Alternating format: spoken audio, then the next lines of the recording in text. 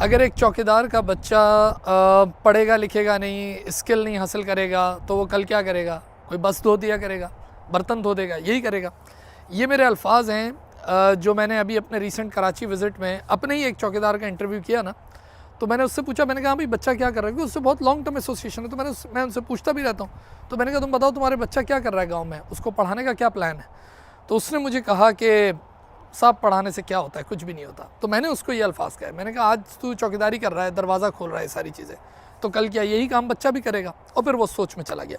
मैं आपको अपनी ज़िंदगी के कुछ वाक़यात बताता हूँ और फुल ऑफ लर्निंग है ये, और वो इन्हीं के लिए कि घर की नौकरानियाँ, मेड्स या आपके वॉचमैन, गार्ड्स किस तरह ही मेरी ज़िंदगी में कैसे आए और मैंने उनको किस तरीके से डेवलप किया, वेरी इंपॉर्टेंट और बहुत ज़रूरी है, सही है ना। सबसे पहली चीज़, give a man a fish and you feed him for a day. अगर एक शख्स को आप एक मछली दे दो, हाँ, एक शख्स को एक मछली दे दो, तो आपने एक दिन के लिए उसका गुजारा कर दिया, एक दिन का उसको फीड कर दिया। Give a man a fish and you feed him for a day, teach him how to fish and you feed him for ever.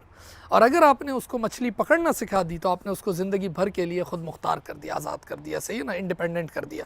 हम लोग तो यही करते हैं ना कि भाई या तो उसको कपड़ा दे दिया या खाना पीना दे दिया, उसको वो स्किल और वो तालीम हम वो नहीं देते जिससे वो खुद मुख्तार हो जाए, वो या उसकी फैमिली। सबसे पहला वाक़या मुझे याद है, मेरा एक सिक्योरिटी गार्ड था, वॉचमैन भी था, सिक्योरिटी गार्ड भी था, ज़्यादातर मेरे साथ होता था। वो मुझे हमेशा कहता रहता था, मुझे पता था कि वो अपनी फैमिली को पढ़ा रहा है, यानी वो ऐसा बंदा था कि वो अपनी फैमिली के लिए काम करता था, वो उनको पढ़ाता था। उसका सबसे पहला मोटिव ये था कि मेरे बच्चे बच्चियाँ पढ़े।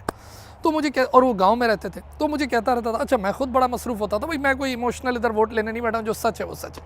तो मुझे कहता था आप मेरे बेटे से बात करें, मेरे बेटे से बात करें, बहुत अच्छा बच्चा है ये, वो सारी चीज़ें।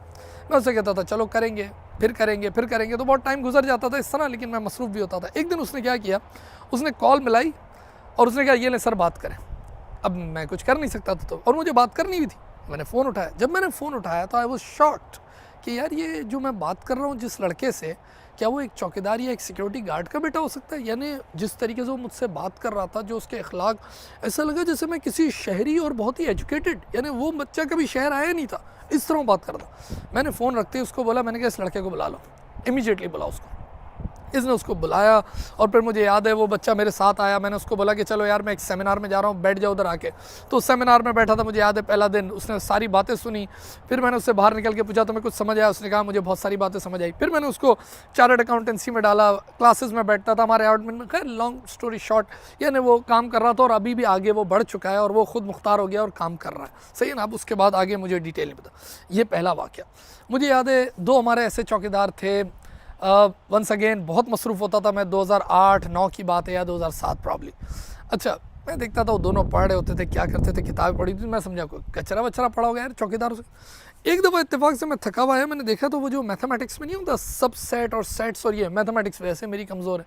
मैंने कहा यार ये कौन पढ़ता है? तो उन्होंने कहा ये तो हम पढ़ते हैं, हम लोग वो एग्जामिनेशन देंगे। और मैं तो सर पकड़ के बैठ गया कि यार हमारे चौकीदार जो हैं वो एग्जामिनेशन और ये सारी चीज़ें दे रहे हैं।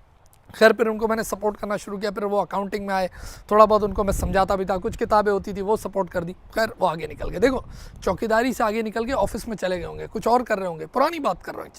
इसी तरह घर की नौकरानी है, वो कोशिश करती है भाई आए भाई चलो सही है, इनको ज़रा कोई बुक्स पुरानी पढ़ी है वो दे दो, कोई एजुकेशन कुछ इस तरह।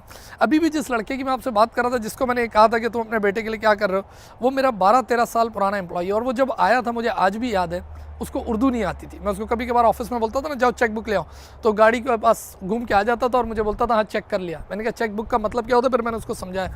तो इस दफ़ा जब मैं कराची आ रहा था ना, तो पूरे घर की सफाई कर रहा था, तो मेरी अम्मी ने उससे पूछा क्यों सफाई कर रहे हैं? तो उसने कहा ये वो शख्स आ रहा है जिसने मुझे उर्दू बोलना सिखाई है।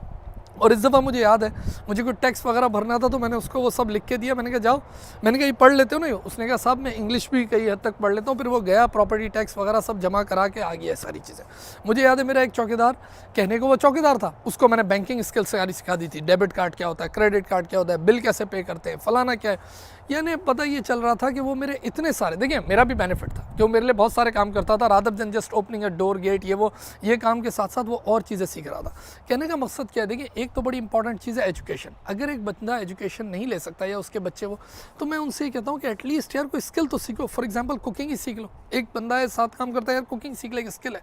चौकीदार को अमूमन मैं कहता हूँ कि यार मैं पेमेंट करूँगा, ड्राइविंग सीख लो, ड्राइविंग लाइसेंस ले लो, थोड़ी बहुत तुम्हें गाड़ी चलाना आ जाए, ये एक एक्स्ट्रा स्किल होगा। कुछ ना कुछ अपनी वैल्यू एडिशन होती रहे। और जिस चीज़ की हम बात कर रहे हैं ना, ये जो हम कहते हैं कि यार कोई चेंज आए और वो तरक्की आए, और वो जिस तरक्की की आप बात कर रहे हैं वो तरक्की, उस इंफ्रास्ट्रक्चर और वो सारी चीज़ें बाद में। सबसे अहम चीज़ is the human resource development, is the HR development, कि लोग कितने काबिल हैं, लोग कितने स्किल हैं, और इसी तबके को हमें आगे लेके चलना, यही चीज़ है। वरना तो ये उधर के उधर ही रहेंगे। अगर ये खुद नहीं ले सकते तो मैं फिर आपसे कह रहा हूँ एटलीस्ट इनकी फैमिली इसको सपोर्ट कर दे, थोड़ी बहुत पुरानी किताबों से कर दो, अपनी नॉलेज से कर दो थोड़ा। जैसे मैंने भी क्या करता हूँ, समझाता ही हूँ ना कि डेबिट क्रेडिट कार्ड। और इनमें कुछ लोग, कुछ क्या यकीनन बहुत सारे होंगे यार, 22-23 करोड़, अगर मैं पाकिस्तान की बात करूँ, इनमें से एक बहुत बड़ा तबका ऐसा है जो बहुत काबिल है लेकिन उनको ऑप्शन नहीं मिला। मैं आपको एक और आखिरी मिसाल देता हूँ अपने ही एक चौकीदार की, जिसका ये भाई होता था जो इसने मुझे ला के दिया, जिसको उर्दू नहीं आती। वो इतना काबिल था कि मैं ये सोचता हूँ कि वो पूरा इदारा रन कर सकता था हमारा। यानी उसकी समझ देखें कि कहाँ तक जाती थी, जहाँ मेरी नहीं जाती थी उस टाइम। कि वो जब बच्चियाँ आते थे ना, अपनी गाड़ियों में उतरते थे कॉलेज में, तो उसको पता होता था ये उसके बाप के साथ आई है, ये भाई छोड़ के गया है फलानी बहन को, या इस तरह है, जो भी व्हाटएवर। लेकिन कभी देखता था, ज़ाहिर है अनयूजुअल भी होता है, लड़के लड़कियां हैं भाई, ज़ाहिर है कभी किसी और के साथ भी चले जाते हैं, ऐसा होता है, लाइफ है, सही है ना, और उनकी फ्रीडम भी है, ज़ाहिर है उसमें कोई हम कैद भी नहीं करते। तो पता ही चला कि जी चल। लेकिन वो क्या काम करता था, वो उसकी गाड़ी का नंबर नोट कर लेता था कि यार ये लड़की पिछले 3 महीने से, जब तक ये सेशन चल रहा है, she daily comes with her father, सही है ना, but today is the abnormal day, कि एक दूसरी गाड़ी लेके गई है, तो उसका नंबर नोट करके रख लेता था। कहता कुछ नहीं था, नंबर नोट कर लिया, क्योंकि ज़ाहिर कहने जाए तो वो लड़ा लड़ी और ये सब चीज़ें शुरू हो जाती है। और वो मुझे बताता था कि सर ये मैंने नोट कर लिया नंबर, कि खुदा न खास्ता कल अगर कोई सीन हो जाता है और पेरेंट्स आते हैं कि वेयर इज़ माई डॉटर, ये वो, तो वो सपोर्ट कर सके कि हाँ भाई ये गाड़ी में आज कोई गई है या कोई गया है, कभी कभार जाते भी हैं। तो कहने का मकसद ये है कि यार ये एक एक्स्ट्रा ऑर्डनरी दिमाग का चलना है, यार ऐसी प्रेजेंस ऑफ माइंड कि उसने उसका नंबर नोट कर लिया। चौकीदार तो बैठे होते हैं अपने फ़ोन पे, और ऐसे भी होते हैं हमारे पास भी अब नॉर्मल। तो खैर कहने का मकसद यही है कि अपने अतराफ़ में नज़र रखें, जो भी आपके सबऑर्डिनेट्स, आपको मेड्स, अपने ऑफिस एम्प्लॉयज़ या कोई भी घरों में इस तरह नज़र आते हैं, उनको कुछ ना कुछ स्किल ज़रूर सिखाते रहें। चले अपना बहुत सारा ख्याल रखें, and you have a great Sunday now. Thank you.